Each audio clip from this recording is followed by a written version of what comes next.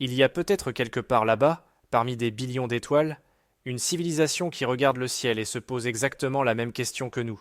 Où est tout le monde? Lorsque nous regardons l'univers, tout indique qu'il devrait être rempli de vie intelligente. Les étoiles sont abondantes, les planètes sont courantes, l'eau et les éléments chimiques sont répandus partout. Pourtant, jusqu'à présent, nous n'avons trouvé personne. Cette contradiction entre les attentes et le silence absolu est connue sous le nom de paradoxe de Fermi. Si l'univers est si vaste et si ancien, pourquoi aucune autre civilisation n'est-elle apparue?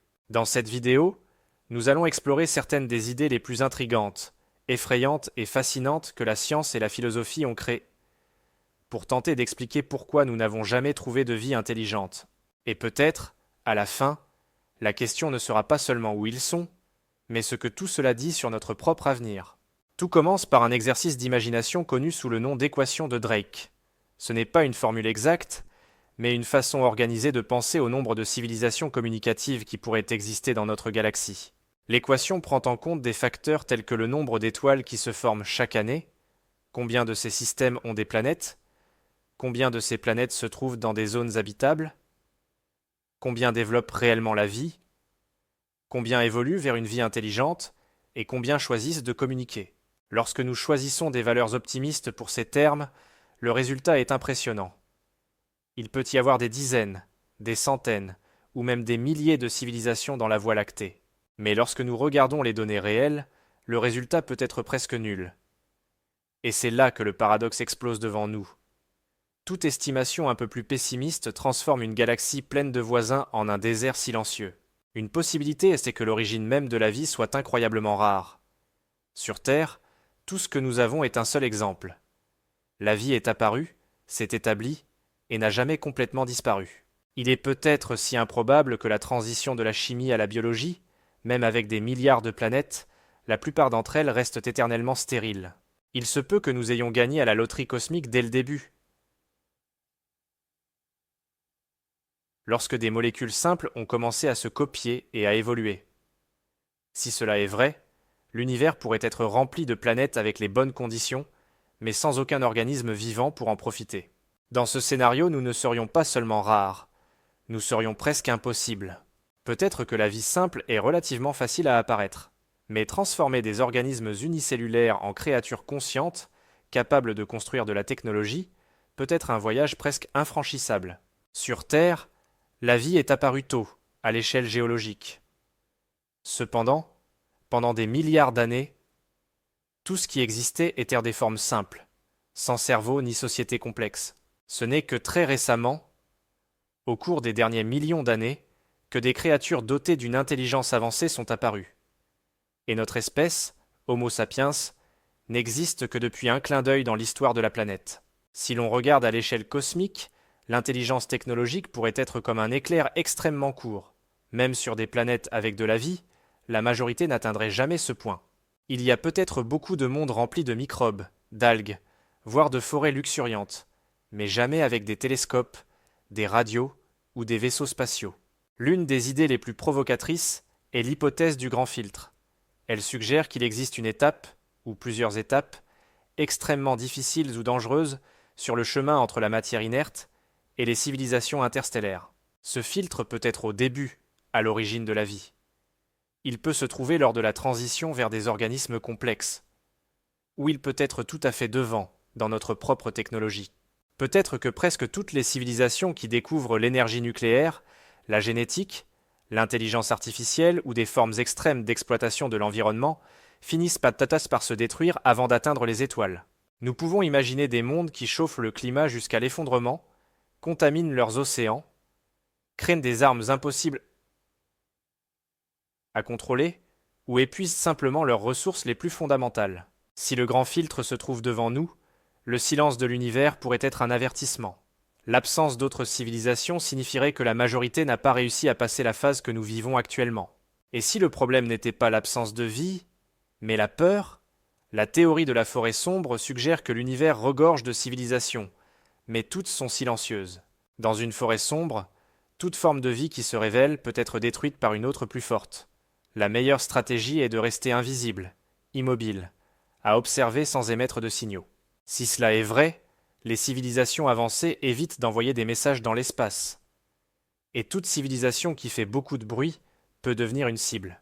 Dans ce contexte, Nomiabia, nous serions une sorte d'adolescent imprudent criant son adresse dans un quartier inconnu, sans imaginer qui pourrait écouter. L'hypothèse du zoo suggère que nous ne sommes pas seuls, mais que nous sommes délibérément ignorés. Des civilisations beaucoup plus avancées auraient pu décider de ne pas intervenir sur des planètes comme la nôtre, de la même manière que nous essayons d'observer des animaux sauvages sans altérer leur comportement. Il pourrait exister une sorte de code éthique cosmique, empêchant tout contact direct avec des mondes qui n'ont pas encore atteint un certain niveau de maturité technologique ou morale. Dans ce scénario, nous pourrions être comme des poissons dans un aquarium, sans percevoir les observateurs à l'extérieur. Une autre possibilité, c'est que les civilisations intelligentes ne restent pas longtemps biologiques. À mesure qu'elles maîtrisent la technologie, elles peuvent migrer vers des formes numériques, des intelligences artificielles, des superordinateurs compacts, économisant ainsi de l'énergie et des ressources. Une civilisation post-biologique n'aurait aucune raison de coloniser la galaxie avec des vaisseaux gigantesques. Elle pourrait préférer vivre dans des simulations internes, stables, presque invisibles de l'extérieur. Si le sommet de l'évolution est un état d'existence numérique silencieux, alors peut-être cherchons-nous le mauvais type de trace cosmique. Lorsque nous disons que nous n'avons trouvé personne, nous disons en réalité qu'avec les outils dont nous disposons, nous n'avons encore rien vu. Notre recherche de vie intelligente est extrêmement limitée dans le temps, la fréquence et la portée. Nous n'avons examiné qu'une petite fraction du ciel, dans quelques bandes de radio, pendant quelques années. C'est comme chercher une seule aiguille non seulement dans une botte de foin, mais dans toutes les bottes de foin de toutes les fermes du monde, en utilisant une lampe de poche faible pendant quelques secondes. De plus, une civilisation extraterrestre pourrait communiquer de manière totalement différente, en utilisant des particules exotiques, des schémas gravitationnels, des modulations de neutrinos, ou des choses auxquelles nous n'avons même pas pensé. Il est possible que les signaux soient là, mais que nous n'ayons tout simplement pas le langage ni les instruments appropriés pour les reconnaître. Il y a aussi la question du temps. L'univers a environ 13,8 milliards d'années. Notre espèce, quelques centaines de milliers d'années. Des civilisations peuvent apparaître et disparaître à des intervalles qui se chevauchent rarement. Imaginez une galaxie où, en millions d'années, apparaissent des milliers de civilisations, mais chacune d'elles ne vit que quelques milliers d'années technologiquement actives avant de s'effondrer, de s'isoler ou de changer de forme. Il se peut que la chance que deux de ces civilisations existent en même temps et soient en plus suffisamment proches pour pouvoir se détecter soit très faible. Peut-être que d'autres intelligences ont brillé dans la Voie lactée des millions d'années avant nous.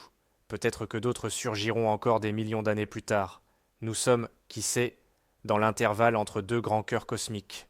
Jusqu'à présent, la majeure partie de notre recherche s'est concentrée sur des étoiles similaires au Soleil, sur des planètes avec de l'eau liquide, dans des zones habitables comme la nôtre. Mais qui garantit que la vie intelligente a besoin des mêmes conditions que nous? Peut-être existe-t-il des esprits qui s'épanouissent dans des océans de méthane, dans des atmosphères toxiques, à des températures extrêmes. Nous pouvons poser la bonne question, mais en limitant trop le type de réponse acceptable. Et alors que nous insistons pour rechercher des copies de nous-mêmes, nous pouvons ignorer des formes de vie qui définissent notre imagination. Nous en venons alors à une hypothèse plus philosophique que scientifique. L'idée que nous vivons dans une simulation. Si une civilisation extrêmement avancée disposait d'une puissance de calcul presque infinie, elle pourrait simuler des univers entiers, avec des lois physiques détaillées, y compris des observateurs conscients comme nous. Si c'est le cas, peut-être que le simulateur n'a pas intérêt à générer plusieurs civilisations technologiques qui interagissent entre elles, ou peut-être a-t-il imposé des limites pour éviter que nous en détectons d'autres. Nous n'avons aucune preuve que cela soit vrai, mais c'est une façon curieuse de réinterpréter le silence cosmique. Peut-être que l'absence de voisins est une contrainte de conception. Alors, pourquoi ne trouvons-nous jamais de vie intelligente? La réponse honnête est simple. Nous ne savons pas encore. Le silence peut signifier que nous sommes rares. Il peut signifier que nous sommes précoces. Il peut signifier que nous sommes entourés, mais aveugles. Ou il peut signifier que nous sommes en danger sans le réaliser. Quelle que soit la vérité, une chose est sûre. Jusqu'où nous pouvons voir, nous sommes la seule espèce capable d'observer l'univers et de poser des questions comme celle-ci. Cela rend notre planète, notre biosphère et notre propre existence quelque chose d'inestimable. Peut-être ne découvrirons-nous jamais qui est là dehors. Mais nous pouvons décider de ce que nous faisons avec le temps et la connaissance que nous avons maintenant. Jusqu'à ce que nous ayons une réponse définitive, chaque nouveau télescope, Chaque mission spatiale et chaque découverte constituent une étape supplémentaire dans cette grande enquête cosmique. Si l'univers est rempli de vie, peut-être percevrons-nous un jour le premier signe. Si nous sommes seuls, alors l'avenir de l'intelligence dans le cosmos dépend de nous. Et c'est une responsabilité énorme. Si ces idées vous ont touché et vous ont permis de voir l'univers sous un autre angle, suivez-nous pour continuer à explorer les mystères les plus profonds du cosmos.